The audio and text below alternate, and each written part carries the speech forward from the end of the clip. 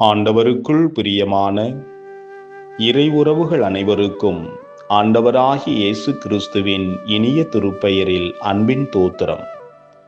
இந்த அதிகாலை நேரத்தில் கதையோடு திருமறை தியான நிகழ்ச்சிக்கு தங்களை அன்போடு வாழ்த்தி வரவேற்கிறேன். இன்றைய நாளில் தியானத்திற்காக எடுத்துக்கொள்ளப்பட்ட தலையங்கம், யாரிடம் பேசுகிறோம் என்பதை அறிந்து பேசுவோம். ஒரு காட்டில் ஒரு கழுதையும் ஒரு புலியும் வாழ்ந்து வந்தன. ஒரு நாள் கழுதை வயிறு நிறைய சாப்பிட்டு விட்டு நின்று கொண்டிருந்தது. அந்த வழியாக வந்த புலியை பார்த்து, "நீ சாப்பிட்டாயா?" என்று கழுதை கேட்டது. அதற்கு அந்த புலி, "இன்னும் நான் சாப்பிடவில்லை, எனக்கு பசியாக இருக்கிறது" என்று சொன்னது. அதற்கு அந்த கழுதை பெருமையாக, "நான் நன்றாக சாப்பிட்டு விட்டேன்" என்று சொன்னது. உடனே புலி கேட்டது, "நீ என்ன சாப்பிட்டாய்?" என்று. "நான் சாப்பிட்டது புல்" என்று சொல்லி அந்த கழுதை சொன்னது. புலி உடனே கேட்டது, "புல் என்ன நிறத்தில் இருக்கும்?" என்று சொல்லி கேட்டது. கழுதை நீல நிறம் என்றது. புலி சிரித்துக்கொண்டு, "என்ன சொல்லுகிறாய்? புல் பச்சை நிறம்தானே" என்று சொன்னது. ஆனால் கழுதை விடாப்பிடியாக, "இல்லை, நான் சாப்பிட்ட புல் நீல நிறம்தான்" என்று பிடிவாதமாக சொல்லிக்கொண்டே இருந்தது. இருவரும் காட்டின் ராஜாவான சிங்கத்திடம் சென்று நியாயம் கேட்க முடிவு செய்தார்கள். சிங்கம் இருவருடைய பேச்சையும் கேட்டது. கழுதையை பார்த்து, "சரி, நீ போய் வா" என்று சொல்லி அனுப்பிவிட்டது. பிறகு புலியை பார்த்து, "உனக்கு ஒரு தண்டனை. இனிமேல் 5 மாதங்களுக்கு தேவையில்லாத வாதங்களில் நீ ஒருபோதும் ஈடுபடக்கூடாது" என்று சொல்லி இந்த சிங்கம் அந்த புலியை பார்த்து ஒரு தண்டனையை பிறப்பித்தது. புலி அதிர்ச்சி அடைந்து, "ராஜா, எனக்கு மட்டும் ஏன் இந்த தண்டனை? நான் என்ன தவறு செய்தேன்? புல் பச்சை நிறம்தான் என்று உண்மையைத்தானே சொன்னேன்.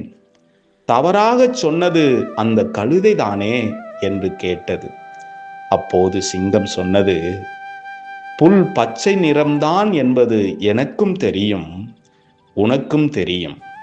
ஆனால் கழுதை தன்னுடைய கருத்தை ஒருபோதும் மாற்றப் போவதில்லை என்பது உனக்கு தெரியும் தானே? அப்படி இருக்க அதனிடம் ஏன் உன் நேரத்தை வீணாக்கினாய்? உன்னை இந்த உலகில் பலரும் மதிக்கிறார்கள். பள்ளி கல்லூரிகளில் கணக்கு பாடத்தில் நன்கு படித்தால் அந்த மாணவனை கணக்கில் புலி என்கிறார்கள். ஒரு மனிதன் வீரம் நிறைந்தவனாக இருந்தால் அவன் வீரத்தில் புலி என்கிறார்கள். அப்படிப்பட்ட நீ தேவையற்ற வாதத்தில் உன் நேரத்தையும் உன் மதிப்பையும் இழந்து விட்டாய். அதனால்தான் இந்த தண்டனை" என்று அந்த சிங்கம் சொன்னது. இதை கேட்ட புலி தலைகுனிந்து நின்றது. அன்புக்குரியவர்களே, நம்முடைய திருமறை நமக்கு சொல்லுகிறது, எல்லா கேள்விகளுக்கும் பதில் சொல்ல வேண்டியதில்லை, எல்லா கருத்துகளுக்கும் எதிர்த்து வாதம் செய்ய வேண்டியதும் இல்லை, சில நேரங்களில் அமைதியாக இருப்பதே ஞானம். திருமறை சொல்லுகிறது, நீதிமொழிகளின் புஸ்தகம் 26வது அதிகாரம் 4வது வசனத்தில், "மூடனுக்கு அவன் மதியீனத்தின்படி மறு உத்தரவு கொடாதே, கொடுத்தால் நீயும் அவனைப் போல் ஆவாய்" என்று போடப்பட்டிருக்கிறது. அதே போல நீதிமொழிகள் 15:1 "மெதுவான பிரதியுத்தரம் உக்கிரத்தை மாற்றும்" என்று போடப்பட்டிருக்கிறது. சற்று விளக்கமாக சொல்லுகிறேன், சாந்தமுள்ள மறுமொழி உக்கிரத்தை மாற்றும் என்று போடப்பட்டிருக்கிறது. எனவே பேசுவதற்கு முன் நாம் 3 விஷயங்களை சிந்திப்போம். இது உண்மையா? இது அவசியமா? இப்போது பேச வேண்டிய நேரமா? என்று சொல்லி இந்த 3ஐயும் அறிந்து பேசுகிறவன்தான் ஞானமுள்ளவன். சரியான கருத்தை வைத்திருப்பது மட்டும் ஞானம் அல்ல, அதை யாரிடம் எப்போது எப்படி சொல்ல வேண்டும் என்பதை அறிந்திருப்பதே உண்மையான ஞானம். திரும்பவும் சொல்லுகிறேன், சரியான கருத்தை வைத்திருப்பது மட்டும் ஞானம் அல்ல, அதை யாரிடம் எப்போது எப்படி சொல்ல வேண்டும் என்பதை அறிந்திருப்பதே உண்மையான ஞானம். நம்முடைய நேரத்தையும் வார்த்தைகளையும் மதிப்பையும் தேவையற்ற வாதங்களில் வீணாக்காமல் நல்ல காரியங்களுக்காக பயன்படுத்துவோம். ஆண்டவரை நோக்கி ஜெபிப்போமா?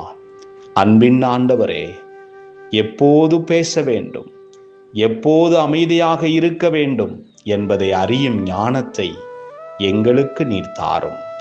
தேவையற்ற வாதங்களிலிருந்து எங்களை விலக்கி எங்கள் வார்த்தைகள் அன்பையும் சமாதானத்தையும் ஏற்படுத்தும்படி எங்களுக்கு நீர் அருள் புரியும். எங்கள் வார்த்தைகளால் பிறருக்கு காயம் ஏற்படுத்தாமல் ஆசீர்வாதமாக வாழ எங்களுக்கு உதவி புரியும். ஆண்டவராகிய இயேசு கிறிஸ்துவின் திருப்பெயரில் வேண்டிக் கொள்ளுகிறோம் நல்ல கடவுளே, ஆமென். பிரியமானவர்களே, இந்த செய்தி உங்களுக்கு பிடித்திருந்தால் மற்றவர்களுக்கும் பகிர்ந்து அவர்களும் இந்த நல்ல சிந்தனையை பெற உதவி செய்யுங்கள். ஆண்டவர் உங்களை நிறைவாய் ஆசீர்வதிப்பாராக. கிறிஸ்துவின் பணியில் உங்கள் சகோதரன் அருள்பணி எஸ். பால் தினகரன், திருவில்லிபுத்தூர்.